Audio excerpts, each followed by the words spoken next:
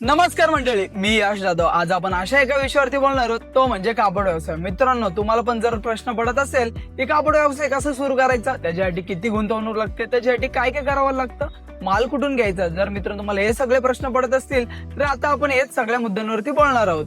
तर मित्रांनो, आधी आपण समजून घेऊयात पहिला मुद्दा. मित्रांनो, खूप जण काय करतात, आधी दुकान घेतात आणि नंतर विचार करतात आता माल कुठून घ्यायचा. पण मित्रांनो, योग्य पद्धत थोडी उलटी आहे. तुम्हाला आधी हे ठरवायचं आहे की तुम्ही नक्की कापड व्यवसाय कोणता करणार आहे, तुमचा ग्राहक कुठला असणार आहे, तुमचं बजेट किती असणार आहे. मित्रांनो, जर तुम्ही सुरुवातीलाच जर प्लॅनिंग नाही ठरवलं तर पुढे जाऊन तुमचा व्यवसाय अडखळतो. तर मित्रांनो, आता आपण समजून घेऊयात दुसरा मुद्दा. नवीन दुकानदार मित्रांनो सुरुवातीलाच या चुका करतात. ते सुरुवातीला माल भरपूर भरतात. त्यांना असं वाटतं जास्त माल भरला म्हणजे जास्त विक्री. पण मित्रांनो, खरं काय, तुम्ही जर जास्त माल भरला आणि तुमचा जर माल विकलाच गेला नाही तर तुमचे सगळे पैसे स्टॉक मध्ये अडकून राहतात.